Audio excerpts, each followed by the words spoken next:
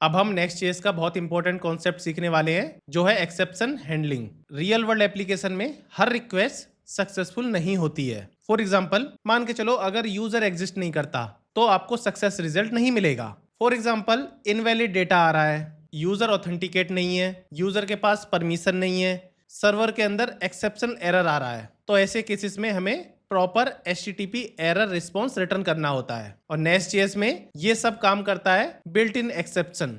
आज हम देखेंगे एक्सेप्शन हैंडलिंग क्या होता है, बिल्ट इन एक्सेप्शन कितने तरीके के होते हैं और कितनी तरीके से हम इनको यूज कर सकते हैं। HTTP एक्सेप्शन क्या होता है, कॉमन बिल्ट इन एक्सेप्शन जो यहाँ पे लिखे हुए हैं, यहाँ से लेके यहाँ तक लास्ट तक, वो सब कैसे कैसे होते हैं, इन सब के क्या क्या स्टेटस कोड होते हैं, और इन सबको one by one practically with demo हम समझने वाले हैं। सबसे पहले मैं बता देता हूँ एक्सेप्शन हैंडलिंग क्या होती है। अगर मैं आपको सिंपल लैंग्वेज में बताऊं तो एक्सेप्शन हैंडलिंग का मतलब है कि एप्लीकेशन में एरर को प्रॉपर हैंडल करना और क्लाइंट को मीनिंगफुल रिस्पॉन्स भेजना, उसी को बोलते हैं एक्सेप्शन हैंडलिंग। मान के चलो आप एक राउट बना रहे हो और राउट में यूजर की आईडी निकाल रहे हो।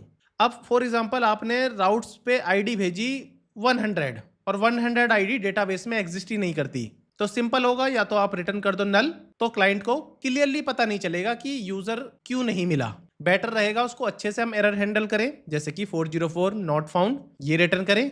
बट नेक्स्ट केस में ये सारे काम बिल्ट इन एक्सेप्शन के थ्रू हो जाते हैं। इसमें हम यूज करेंगे नॉट फाउंड एक्सेप्शन, जो प्रॉपर एरर आपको दे देगा। ऐसे ही बहुत सारे एक्सेप्शन होते हैं जिनको हम आज यूज करने वाले हैं। सबसे पहले मैं बात कर लेता हूं कि एक्सेप्शन हैंडलिंग की जरूरत क्यों पड़ती है। देखो, बिना प्रॉपर एक्सेप्शन हैंडलिंग के क्लाइंट कुछ रिक्वेस्ट करेगा, उसको डायरेक्ट एरर मिल जाएगा, और एरर जो है क्लियर नहीं होगा कि एरर क्या बोल रहा है, ये क्लियर नहीं होगा। विद एक्सेप्शन हैंडलिंग क्लाइंट कुछ रिक्वेस्ट करेगा, उसके हिसाब से वो एक्सेप्शन हैंडलिंग में जाएगा, उसके बाद नेस्ट.js एक्सेप्शन लेयर पे जाएगा और प्रॉपर HTTP रिस्पॉन्स आपको मिलेगा with the help of exception handling. अब बात कर लेते हैं बिल्ट इन एक्सेप्शन क्या होते हैं। नेस्ट.js में बहुत सारे HTTP एरर्स होते हैं जो नेस्ट.js खुद से हैंडल करता है, खुद से एरर हैंडल करता है, उसको बोलते हैं बिल्ट इन एक्सेप्शन।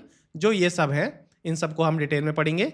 सबसे पहले स्टार्ट करते हैं HTTP एक्सेप्शन से।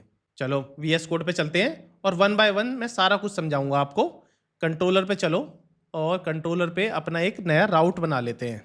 ठीक है, मैंने एक नई ब्रांच कट कर ली है बिल्ट इन एक्सेप्शन करके। आज का कोड मैं इसी ब्रांच पे करूंगा और कोड आपको फ्रीली अवेलेबल है गिटहब पे जाके, ब्रांच बाय ब्रांच आप चेक कर सकते हैं। ठीक है, तो पहले एक राउट बना लो।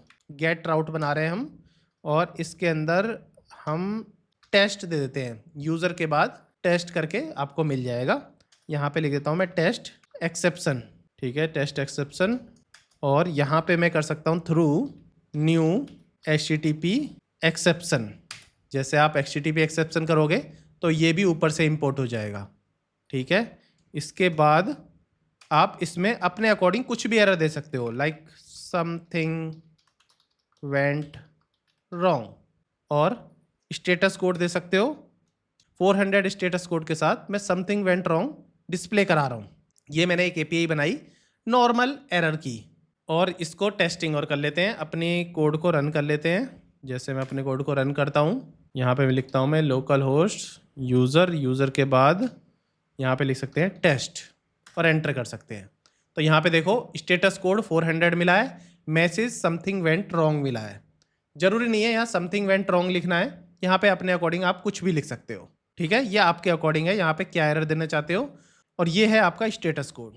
लेकिन कॉमन HTTP एरर के लिए नेस्ट.js already specific exception class provide कराता है, तो इसलिए हमें हर जगह HTTP एक्सेप्शन नहीं यूज करना। HTTP एक्सेप्शन उसी जगह यूज करना है जहां आपको क्लास नहीं मिल रही है और अपने अकॉर्डिंग आप कुछ एरर देना चाहते हो तो। ठीक है, ये आपको याद रखना है। तो अपना नेक्स्ट पे चलते हैं। हमारा जो पहला बिल्ट इन एक्सेप्शन है वो है बैड रिक्वेस्ट एक्सेप्शन। इसको प्रैक्टिकली देखते हैं। इसके लिए एक और राउट बना लो, गेट राउट ही बना लेते हैं, और इसके अंदर आईडी ले लेते हैं डायनेमिकली, यूज़र की आईडी डायनेमिक ले लेते हैं। ये प्रैक्टिकली सीखेंगे आईडी के हिसाब से। यहाँ पे ले लेता हूँ मैं गेट यूज़र, और इसके अंदर @पैरम से मैं आईडी उठाऊँगा। तो पहले पैरम ले लो और इसके अंदर नॉर्मल आईडी, और इसको बता दो आईडी जो है आपको स्ट्रिंग में देनी है, ये हमने पहले ही बता दिया। अब इसके अंदर लॉजिक हम लिख लेते हैं। लॉजिक कैसे लिखेंगे, if is NaN number ID। ये आप लॉजिक आई होप समझ गए होंगे, नहीं तो मैं भी बताऊंगा। तो यहाँ पे थ्रू कर दो एक्सेप्शन कौन सा एक्सेप्शन हम यूज़ कर रहे हैं? बैड रिक्वेस्ट वाला, बैड रिक्वेस्ट एक्सेप्शन। इतना करने के बाद यहाँ पे लिख दो user ID must be A number. अगर आईडी नंबर नहीं होगी तो ये वाला एक्सेप्शन हम यहाँ से रेज कर देंगे। यहाँ पे आईडी नहीं आएगा, इफ़ कंडीशन लगा रहे हैं हम। अब हमारी आईडी नंबर नहीं होगी तो ये वाला एक्सेप्शन हैंडल कर दो, ठीक है, यहाँ से यहाँ तक। अदरवाइज यहाँ पे रिटर्न कर दो नॉर्मल आईडी और मैसेज में दे दो वैलिड यूज़र आईडी, ठीक है, इस तरीके से। अदरवाइज ये दे देंगे, अगर नंबर नहीं होगा तो ये एरर आएगा। चलो चेक करते हैं बैड रिक्वेस्ट एक्सेप्शन काम कर रहा है कि नहीं। ये जो बैड रिक्वेस्ट एक्सेप्शन है, चलो अपने कोड पे चलते हैं। यूज़र के बाद मैं आईडी दे देता हूँ ABC, इतना। तो इसमें देखो एरर आ गया मैसेज में आपको, user ID must be A number, bad request, error status code 400। ये सब ऑटोमेटिक आया। देखो एरर जो आया बैड रिक्वेस्ट ये ऑटोमेटिक आया, स्टेटस कोड भी ऑटोमेटिक आया है। बस ये वाला मैसेज हमने दिया था। ये है रेडीमेड बिल्ट इन एक्सेप्शन। अगर हम करेक्ट देते हैं, फॉर एग्जांपल 10 देते हैं, तो इस तरीके से आईडी 10 स्ट्रिंग में ही है और मैसेज में वैलिड यूज़र आईडी। देखो इसमें आपको क्या सीखने को मिला। 40 बैड रिक्वेस्ट तब यूज़ करते हैं जब क्लाइंट की रिक्वेस्ट ही इनवैलिड होती है। तो इसमें जब यूज़ करना जब क्लाइंट इनवैलिड रिक्वेस्ट यूज़ करे, जैसे कि invalid ID, invalid input, invalid format, missing required data, इस सब में आपको यूज़ करना है अपना ये वाला एक्सेप्शन, बैड रिक्वेस्ट एक्सेप्शन, ठीक है। नेक्स्ट पे चलते हैं। नेक्स्ट क्या है हमारा? Unauthorized exception. इसके लिए एक और राउट्स बना लेते हैं, और राउट्स इसके नीचे बन जाएगा। यहाँ पे बना लेते हैं राउट। इसमें गेट करके मैं इसमें लिख देता हूँ प्रोफाइल। अब मान लो कि यूज़र प्रोफाइल एक्सेस करना चाहता है तो उसमें ये एक्सेप्शन लगेगा अनऑथराइज एक्सेप्शन, कि वो ऑथराइज है या नहीं है। तो यहाँ मैं लिख देता हूँ गेट प्रोफाइल। गेट प्रोफाइल करके इसके अंदर हम अपना लॉजिक लिख लेते हैं। पहले लिखता हूँ मैं कॉन्स्ट इज ऑथ करके मैं इनिशियली में फॉल्स कर लेता हूँ। इनिशियली में एरर आपको दिखाना चाहता हूँ इसलिए मैं फॉल्स कर रहा हूँ। इफ़ अगर नॉट है इज ऑथ तो इसमें थ्रू कर दो exception, throw new unauthorized exception. इसमें लिख देंगे प्लीज़ लॉग इन फर्स्ट। इस टाइप से मैं कुछ एरर दे सकता हूँ। और अदरवाइज यहाँ पे रिटर्न कर दो मैसेज में प्रोफाइल डेटा, ठीक है। तो चलो प्रोफाइल पे टेस्टिंग और कर लेते हैं। इससे पहले जो ये दो चीज़ लिखी थी इनको मैं यहाँ से कमेंटेड कर देता हूँ, जो हमारे पे कुछ एरर ना आए, ठीक है। चलो चल के चेक कर लेते हैं। आईडी जो मैंने 10 लिखा है इसकी जगह मैं प्रोफाइल लिख देता हूँ और एंटर करता हूँ। तो मैसेज आएगा please log in first, error unauthorized, और स्टेटस कोड 401 इसने ऑटोमेटिक दिया है।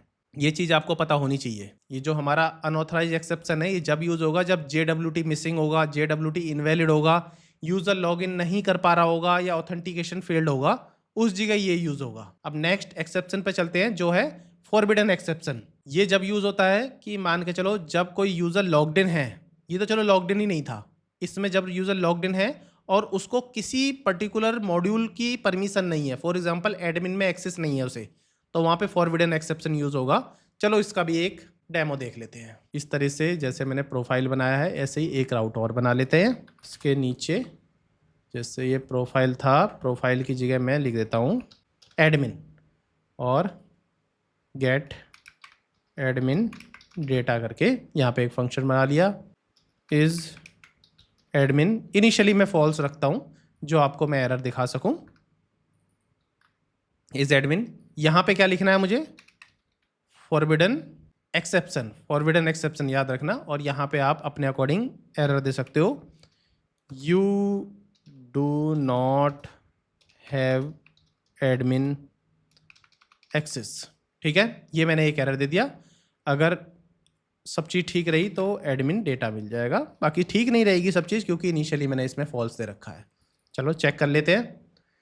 जैसे मैं जाता हूँ प्रोफाइल की जगह एडमिन करता हूँ और एंटर करता हूँ तो यहाँ पे आपको देखो मैसेज में दिख जाएगा you do not have access admin, और एरर में मिल जाएगा फॉरबिडन, और स्टेटस आएगा 403। याद रखना स्टेटस 403। 403 स्टेटस जब मिलता है जब ऑथराइजेशन इशू होता है, परमिशन का इशू होता है, और 401 जब मिलता है जब ऑथेंटिकेशन की प्रॉब्लम होती है। तो इन दोनों के बीच में आपको कन्फ्यूजन नहीं होना है बिल्कुल भी। यूज़र लॉग्ड इन नहीं है तो 401, यूज़र लॉग्ड इन है और किसी मॉड्यूल की परमिशन नहीं है तो 403। तो अनऑथराइज और फॉरबिडन, इनके बीच में डिफरेंस आपको आना चाहिए, इंटरव्यू प्रोस्पेक्टिव से भी और अपने लिए भी आपको पता होना चाहिए इन दोनों में क्या डिफरेंस है। अब चलते हैं नेक्स्ट एक्सेप्शन पे, जो है नॉट फाउंड एक्सेप्शन। जैसे कि नाम से पता चला नॉट फाउंड एक्सेप्शन, ये सबसे कॉमन है, ऐसी चीज़ आप ढूंढ रहे हो जो है ही नहीं, ठीक है, उसको और मैं सिखा देता हूँ आपको।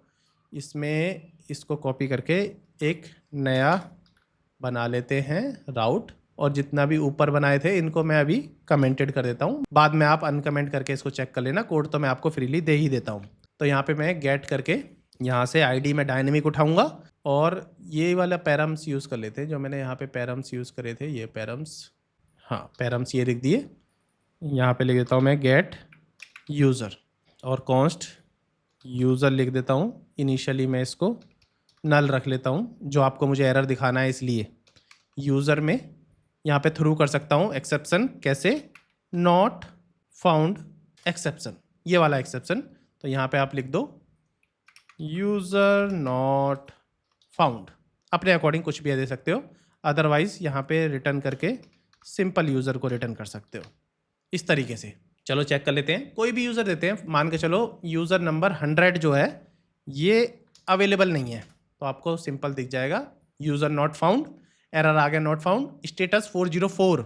अब देखो ऐसी स्टेटस 404 जब आता है जब कुछ चीज़ होती नहीं है, बाकी होनी चाहिए थी पर होती नहीं है, जैसे आईडी का फॉर्मेट वैलिड नहीं है, रिक्वेस्ट वैलिड नहीं है, और या फिर रिसोर्स में वो एग्जिस्ट नहीं करती, product not found, order not found, user not found, post not found, इन सब में स्टेटस 404 यूज़ होता है।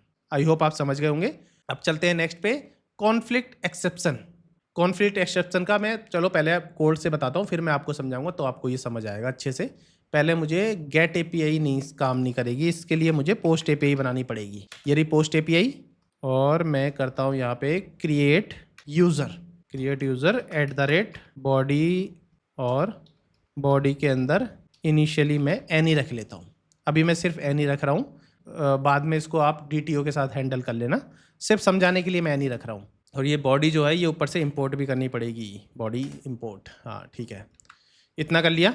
अब एक वेरिएबल लेता हूँ existing user is equal to true मान लेता हूँ, इनिशियली ट्रू मान लेता हूँ इसको, और यहाँ पे लिखते हैं इफ़ एग्जिस्टिंग यूज़र ट्रू है तो थ्रू कर दो न्यू कॉन्फ्लिक्ट एक्सेप्शन, और इसमें लिख दो ईमेल इज़ ऑलरेडी एग्जिस्ट, ऐसी एंटिटी जो ऑलरेडी डेटाबेस में प्रेजेंट है और आप उसको दोबारा लिख रहे हो, तो उसमें आता है कॉन्फ्लिक्ट एक्सेप्शन। अब आप समझ गए होंगे, जब भी मैंने बोला था कोड करते समय मैं बताऊंगा तो आपको समझ आएगा।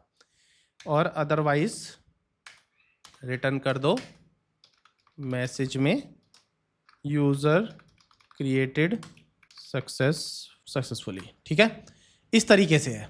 अब इसमें देखो टेस्टिंग करते हैं, थंडर क्लाइंट के थ्रू टेस्टिंग कर लेंगे, आराम से हो भी जाएगी। यहाँ पे मैं क्या करता हूँ, इस पूरे को कॉपी कर लेता हूँ पहले, ठीक है, और अपने थंडर क्लाइंट पे चलते हैं और न्यू रिक्वेस्ट पे चलते हैं। यहाँ पे अपना पेस्ट करो और याद रखो यूज़र तक रखो, गेट की जगह करो पोस्ट, बॉडी में जाओ और बॉडी में आपको क्या क्या भेजना है। एक तो आपको भेजना है नेम भेज दो मोहित फॉर एग्ज़ाम्पल, और ईमेल आप कुछ भी भेजोगे वो डुप्लीकेट ही होगी, मैंने वो फ़िल्टर लगाया इफ़ कंडीशन वाला, तो मैं भेजता हूँ mohit@gmail.com और यहाँ से कर देता हूँ देखो सेंड।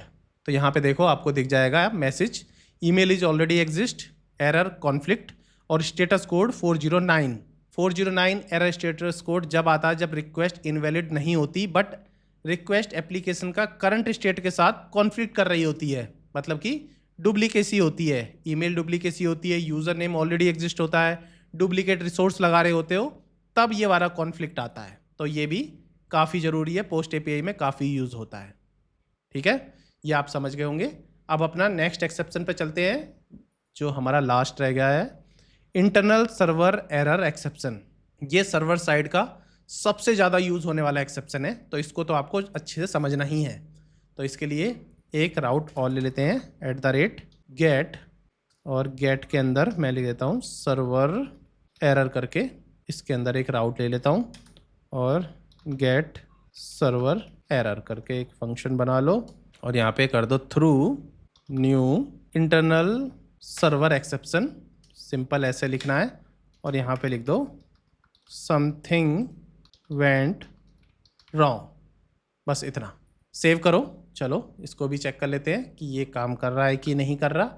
जैसे हम अपने ब्राउज़र पे जाएंगे, यूज़र के बाद ये लिखो और एंटर कर दो, तो आपको क्या है, यूज़र नॉट फाउंड। क्योंकि ये यूज़र वाला अभी मैंने कमेंटेड नहीं करा, तो पहले मुझे ऊपर का जो ये यूज़र है ये आईडी डायनेमिक मांग रहा है, ये सोच रहा है कि ये आईडी दी है डायनेमिकली।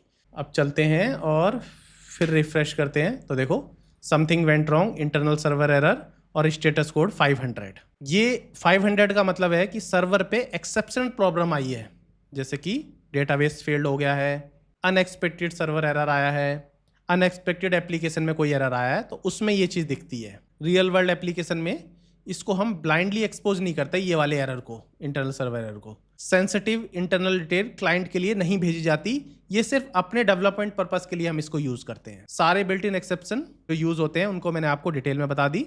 आपको बस इनके स्टेटस कोड के अकॉर्डिंग सब कुछ याद रखना है। जैसे bad request exception 40 status code आएगा इनवैलिड रिक्वेस्ट के लिए। अनऑथराइज एक्सेप्शन 401 ऑथेंटिकेशन रिक्वायर्ड के लिए यूज़ होता है। फॉरबिडन एक्सेप्शन 403 परमिशन डिनाई के लिए यूज़ होता है। Not found exception 404 resource not found.